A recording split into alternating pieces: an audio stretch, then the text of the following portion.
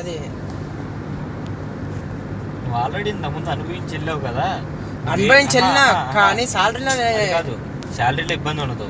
నువ్వు ఏ రకంగా అనుకుని మళ్ళీ నెల నెల కట్టకిస్తుంది అనుకున్నావు చెప్పు. నువ్వు నెల నెల పక్క ఫస్ట్ నుంచి 5 ఈఎంఐ కట్ అయ్యేది ఎప్పుడు? సెకండ్ నుంచి థర్డ్ ఈ మధ్యలోనే కదా కట్ అయ్యేది. సెకండ్ నుంచి కాదు నాది 6 to 7 మధ్యలో పెట్టా. అది సాలరీ ఇస్తారని చెప్పేసి నేను సైలెంట్ ఉన్నా. ఎట్లా అనుకున్నావు? నువ్వు ఇంత ముందు 72 దగ్గర చేసావు. అవును, అక్కడ చేసినప్పుడు మేడం ఫస్ట్ ఇవ్వకుండే 3-4 తారీఖు లోపల ఇచ్చేస్తున్నా కదా, అట్లా అని చెప్పేసి సైలెంట్ ఉన్నా. సరే ఈ టైంకి వస్తుందిలే అని చెప్పేసి కాము ఉన్నా.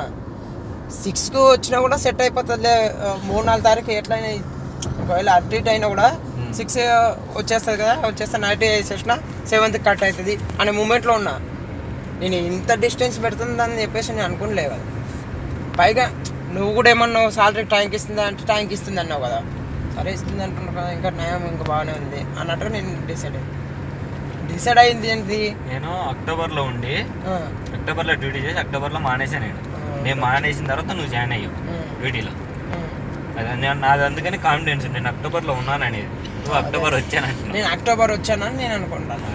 అనుకున్నాడేంది అట్లా ఫిక్స్ అయింది, ఎందుకంటే ఇది సాలరీ ఇక్కడ డిఫరెంట్ అర్థమైపోతాడు కదా, అట్లానే అట్లా అర్థమైంది. ఇప్పుడు నువ్వు డిస్కషన్ చేస్తుంటే 20,000 అదొక 10 కలుపుకుంటే కరెక్ట్గా ఈ లెక్కకు వస్తుంది.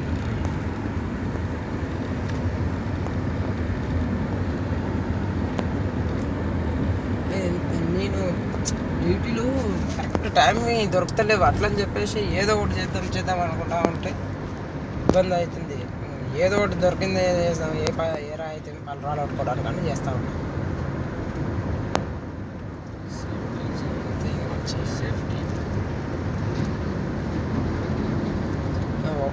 నాకు మెయిన్ అసలు నేను డ్యూటీ చేయడానికి కారణం కూడా క్రెడిట్ కార్డ్ లిమిట్ మావోనివి వేరే వాడిని వాడుకున్నా కనుక అవి లిమిట్లో కంప్లీట్ చేద్దామని.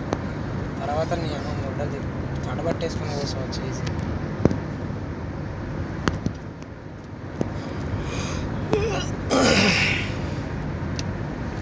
ఒక్క కార్డు ఉంది, ఒక 40,000 ఆ సెటిల్మెంట్ చేసేస్తే అయ్యిపోతుంది.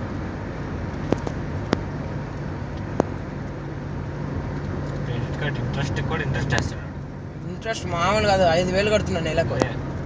వన్ డే లేట్ అయినా 400 వేస్తున్నా ఫర్ డే. అవును, ఇంట్రెస్ట్ వేస్తుంది. క్రెడిట్ కార్డు 35,000 పెట్టి ఊఫర్ కొన్నా ఫైనాన్స్లో, దానికి 3,500 పర్ మంత్లీ.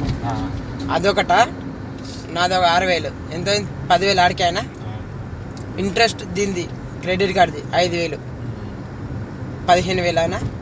రూమ్ది 5,000, 20,000 ఆడికి క్లారిటీగా సరిపోతున్నాయి. మళ్ళీ రూమ్లో ఎవడో 10 మంది ఉంటున్నాను, 4 ఒక్కనే వస్తా. ఎవడు పెట్టుకున్నా ఎవడు చక్క ఇస్తలే డబ్బులు. అందుకని సైలెంట్గా వద్దురా నాయన అని నా మీదే ఉంటున్నా.